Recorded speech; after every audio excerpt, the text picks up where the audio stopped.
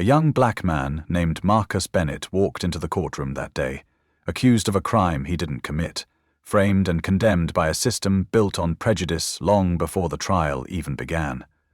The prosecutor was ready to strike, the judge watched with cold indifference, and the jury? They were already used to assuming his guilt. But no one, not even the seasoned Judge Franklin Moore, was prepared for what Marcus was about to do, because when the truth was finally revealed, the entire courtroom fell silent, stunned, breathless, and speechless. Who exactly is Marcus Bennett, and what did he expose that turned a seemingly simple trial into a seismic reckoning where everyone had to pay the price? Stay with me until the end, because this is not just a story. One day, someone you know might face a situation just like this. And before we dive in, leave me a comment letting me know where you're watching from. If you love stories like this, don't forget to hit follow for more. Let's begin. Judge Franklin Moore sat firmly on his polished black oak chair, his fingers tapping a slow, deliberate rhythm, thud, thud, thud, against the cold marble desk. Each tap echoed through the courtroom like a grim warning of an inevitable verdict. His aged eyes, sharp as a blade, swept over the defendant's stand and stopped, cold, unforgiving, on Marcus Bennett. The 20-year-old black man standing there like prey cornered by a pack of wolves. To Moore, Marcus was nothing more than a stain on the canvas of justice, a mistake that needed to be erased. This trial was an easy one, a foregone conclusion, a harsh sentence to make an example out of him. Moore curled his lips into a cruel smirk, the contempt etched deep into every wrinkle of his weathered face. The air in Cook County courtroom was suffocating, heavy as a giant coffin waiting for its lid to slam shut. Beyond the thick glass windows, the Chicago sky loomed gray and merciless. Howling winds screamed like restless spirits, slamming against the windows with eerie wails that rattled the panes. Marcus stood tall, alone, hands buried deep in the pockets of his worn, faded hoodie. His chin lifted just enough to show he wasn't afraid. The defendant's table in front of him was far too large, intentionally so, designed to make him look small and insignificant amid this temple of power. The charges hanging over his head were heavy. Armed robbery of Sterling's & Co. jewelry store, property destruction, illegal possession of firearms. Enough to bury him for life. Richard Hale, the city's seasoned prosecutor, his face gaunt, his eyes cold like tempered steel, stood adjusting his perfectly tailored ash-gray suit. Every step he took across the marble floor sounded like the steady tick of a countdown to Marcus's doom. Moore's laugh rang out, sharp and metallic. "You think you're a lawyer, boy? This isn't some debate club." The courtroom erupted with mocking laughter. The bailiff, the court clerk, even Hale himself. The cruel laughter of wolves sensing blood. Yet Marcus didn't flinch. No smile, no frown, nothing. His eyes burned with a quiet fire, steady and unyielding. He had prepared his entire life for this moment, not for this exact trial, but for this inevitable collision with a system rigged against him.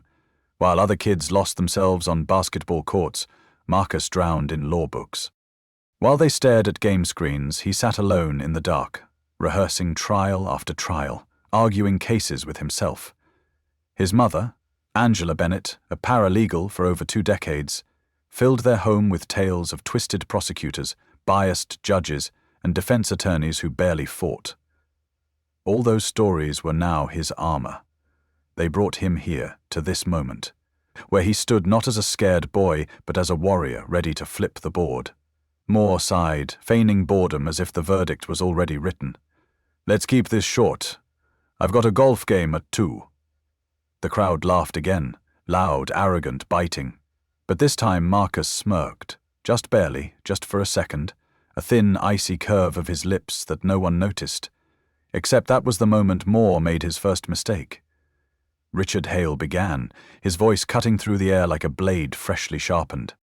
"Your Honor, this case is clear as day. We have the defendant's fingerprints on the shattered glass from the display case, security footage capturing the suspect, build and stature matching the defendant, and most damning, the defendant was caught less than 2 blocks from the crime scene."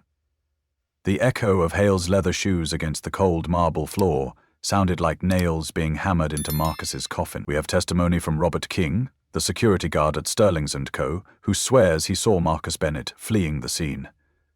Hale turned, locking his cold gaze on Marcus, his lips curling into a predator's grin. The defendant might claim he just happened to be nearby, but really, who just happens to stroll past an armed robbery, and whose fingerprints accidentally end up on $1 million diamond display? The courtroom stirred. A tidal wave of murmurs rose, crashing through the chamber. All eyes locked on Marcus, the prey trapped in the machine of justice ready to be crushed. Moore leaned his head on his hand, peering lazily at Marcus through his glasses like a bored executioner waiting for the final swing. "Go on." Hale faced the jury, delivering his final blow with the confidence of a man who believed he'd already won. "Ladies and gentlemen, this is the simplest case I've ever tried. A black kid, no job, no future, walks into a jewelry store in broad daylight, smashes the glass, and gets caught red-handed. What more is there to discuss?" Outside, the wind howled louder, slamming into the courthouse with a deafening bang, like the sound of a coffin lid sealing shut. Yet Marcus Bennett didn't blink. No tremble, no fear. He stood there, calm, his breath steady like the beating of war drums before the final charge. In his mind, every detail of this case, every flaw, every crack in Hale's argument was laid bare. And Marcus knew. From this very moment, everything was about to change. The entire time Richard Hale droned on, confidence dripping from every word like a man certain of his victory, Marcus Bennett stood silent, hands buried deep in the worn pockets of his faded hoodie. His sharp eyes never once wavered, locked on Hale's every gesture, every smug grin, every word meant to seal his fate. Years of studying courtroom battles, of learning to spot the smallest cracks in a prosecutor's argument, and now Marcus could see those cracks forming, widening right before him. But he stayed silent, patient, waiting for the right moment to strike. Judge Franklin Moore tapped his gavel lightly against the marble desk, the sound echoing through the cold, suffocating air like the ticking of a countdown. "All right, let's hear what the defense has to say." He turned his cold gaze toward Lisa Thornton, the timid court-appointed attorney assigned to Marcus, a woman who had done little more than clutch the thin case file as if it were her only shield. Lisa stood up, voice trembling. "Your Honor, my client." But Marcus moved, calm, steady. His hand rested gently but firmly on Lisa's arm, a gesture full of quiet respect yet undeniable resolve. Lisa froze, hesitating, then slowly sank back into her chair, defeated. For the first time since the trial began, Marcus Bennett's voice rang out, low, powerful, each word heavy with restrained fury. "I will represent myself, Your Honor."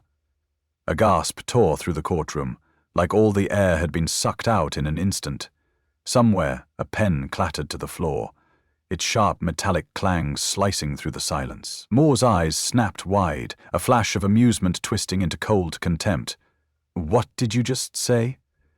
Marcus smirked faintly, a thin line of defiance curling at the edge of his mouth. "I'll be defending myself." A wave of murmurs surged through the courtroom like a rising storm. The bailiff arched a brow in shock. Hale's smirk faltered for the briefest second, his pupils shrinking, a rare crack in the armor of a man so sure of the outcome. "Well, well, this should be interesting." Hale scoffed, forcing out a short, bitter laugh. But even that sound was quickly swallowed by the thick, suffocating tension hanging in the air. Marcus took a single, deliberate step forward. The sound of his worn soul striking the marble floor echoed. Thud, thud, thud, like the heartbeat of a man walking straight into a war. He stopped, drew in a deep breath. His eyes swept across the room, cold steady, before finally landing on Hale. "Before I begin, Your Honor, I'd like to clarify something with the prosecution." Hale folded his arms, sneering. "By all means, entertain us." Marcus gave a slow nod, voice as steady as stone. "You claimed your key witness, Robert King, the Sterling security guard, saw me fleeing the scene. Is that correct?" Hale sighed dramatically, bored.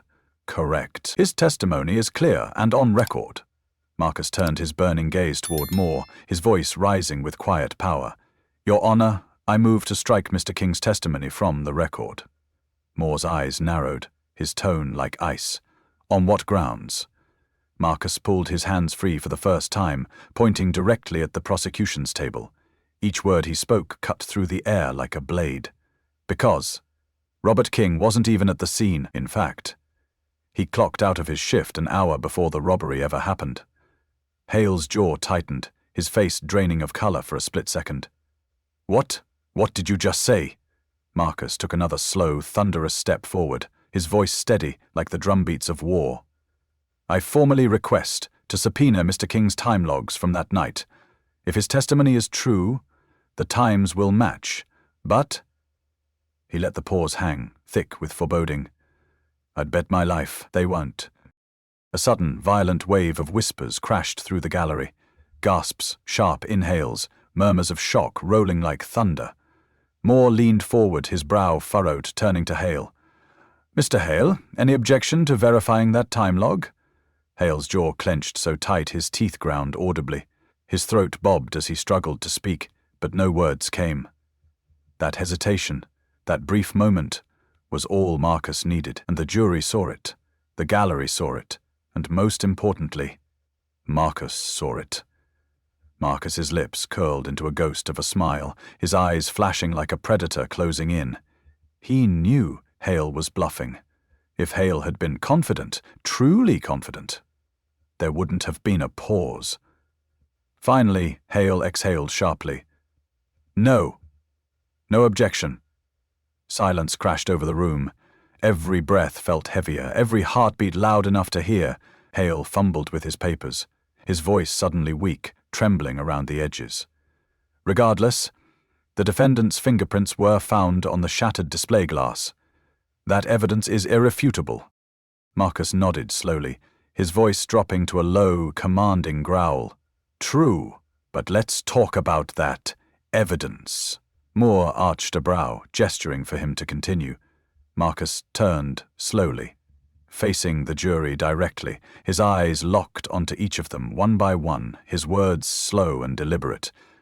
"You're being led to believe that a fingerprint on a piece of glass automatically makes me the criminal, but let me ask you something." He paused, breathing deep, the room so silent, the ticking of the wall clock rang like a war drum. "If you walk past a jewelry store, and out of curiosity you touch the glass, does that make you a thief?" A stunned silence. Some jurors shifted uncomfortably. Others stared down, brows furrowed. Marcus took another step, his voice deep, resonant, slicing through their doubts. "That night, I was outside Sterling's with my friends. We stopped. We admired the displays. I admit, I touched the glass.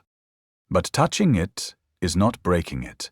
Touching it is not stealing." His voice dropped to a chilling whisper, carrying across the room like the final verdict of a god. "Tell me, does a simple touch make me a criminal?" The courtroom sat frozen. No one dared breathe. And for the first time, the mighty walls of power began to crack. Marcus Bennett drew in a deep, steady breath, his chest rising slowly as cold steel flashed in his eyes. Then his voice rang out, low, resonant, slicing through the suffocating silence of the courtroom like a blade through silk. "Let me paint you a picture." He paused, letting the words dangle in the air like a noose tightening around every neck in that room. You walk into a high-end fashion store. Out of curiosity, you try on a luxurious silk jacket. You slip your hands into the pockets, feel the smooth fabric, and then you place it back on the rack and walk away. Marcus's eyes burned as they locked onto every juror, stripping them bare of any bias, any doubt. Hours later, that jacket goes missing. The police arrive, dust for prints, and find yours. Now tell me, does that make you a thief? The courtroom froze. A suffocating silence fell like a heavy shroud. Jurors exchanged uneasy glances. At the back, someone muttered, barely audible, as if they too were grappling with the answer. But Marcus didn't let the tension slip away. "No," he seized it, voice dropping even deeper, heavier with every word. Yes, the Sterlings and Co. display case was shattered. That's a fact. And yes, my fingerprints were found on the glass. But you know what else is a fact?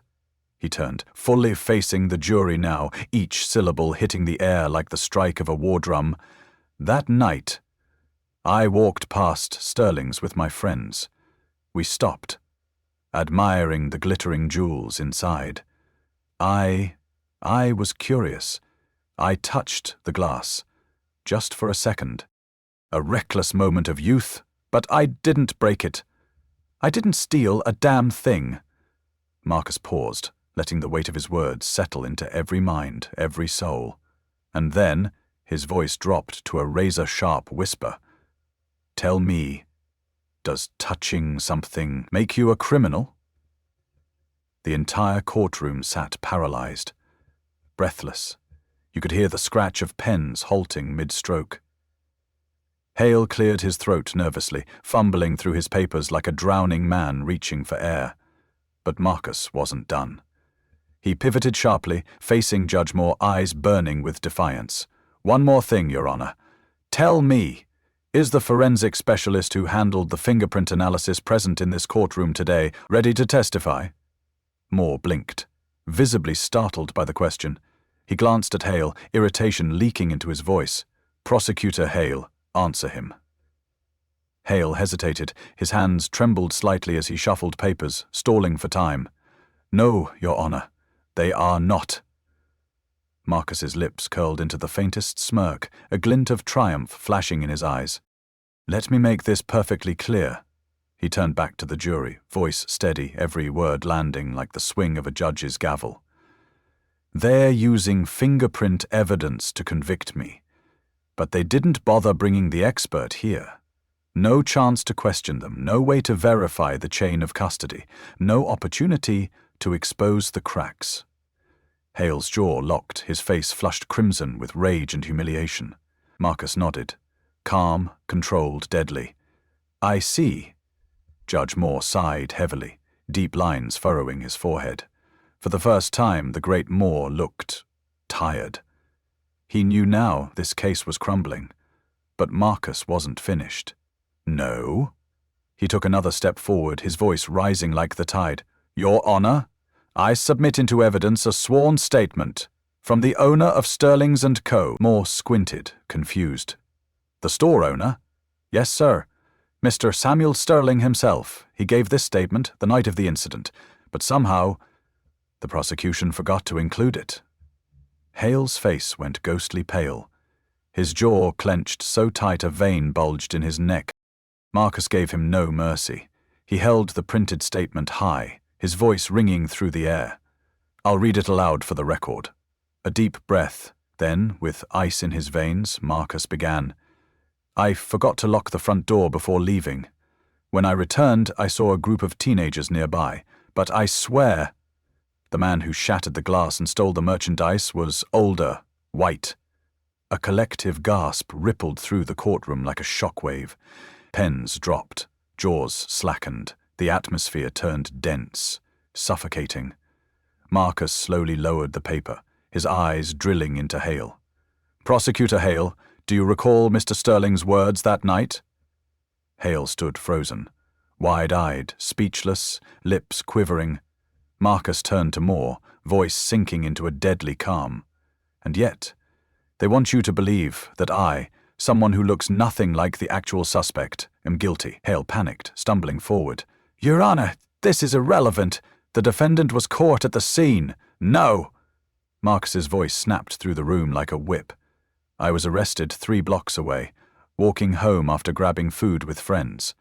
I wasn't near the store. I wasn't running.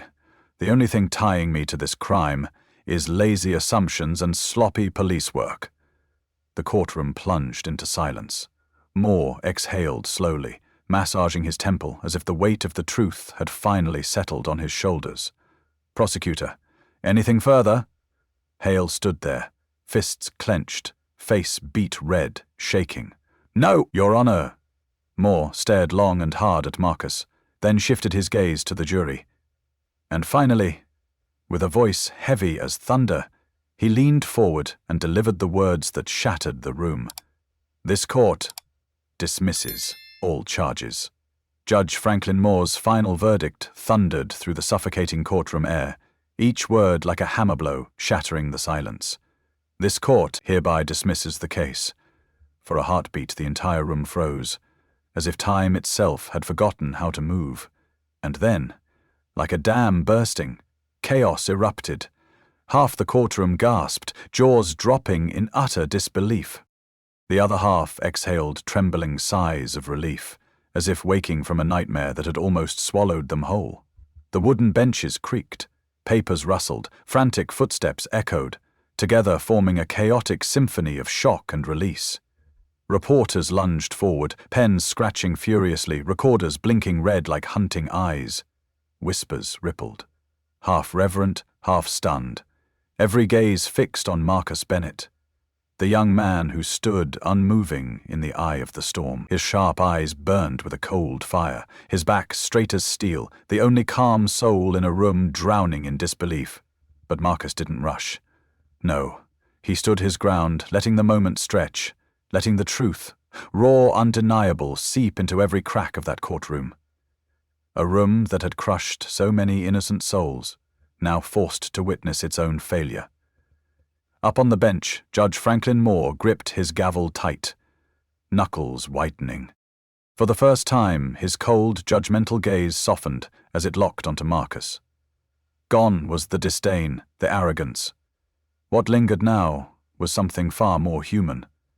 Something almost like recognition, maybe even regret. Finally, Marcus turned toward the heavy courtroom doors, but just as his fingertips grazed the handle, Moore's voice rang out, deep and hoarse, strained with something he himself couldn't name. "Mr. Bennett." Marcus froze, but did not turn. A beat of silence.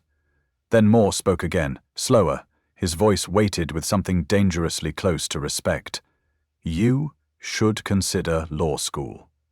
The words echoed, sharp, cutting, slicing through the room like a final, reluctant confession. Marcus smirked. Not with triumph, but with something deeper. A knowing smile, the kind that needed no words. Because the truth was, he was already on that path. Outside New York's Central Courthouse, the sky hung heavy and gray, the air thick with the storm of voices. Cameras flashed like lightning, shutters clicking relentlessly, drowning the city's twilight. Reporters jostled and clawed up the marble steps, moccasins thrust forward like spears. "Marcus! Marcus Bennett! How does it feel to turn this case upside down? Did you know this would be the outcome?" "What's next for you, Marcus?" But Marcus barely glanced at them. He pulled his hoodie up, shielding himself, not from the rain, but from the noise, the spectacle. Because this was never about fame. It was never about proving how clever he was. No, Marcus Bennett did this for something far greater. At the bottom of the steps, Eleanor Bennett, his mother, stood waiting, arms crossed, worry and pride battling across her face. The kind of face only a mother wears, when love is so deep it aches. Marcus walked toward her, slow, steady. Their eyes met, no words needed. None could capture this moment. Finally, Eleanor let out a shaky breath, her voice cracking. "Jesus, boy, you nearly gave me a heart attack." Marcus chuckled, rubbing the back of his neck. "Had to take the risk, Ma."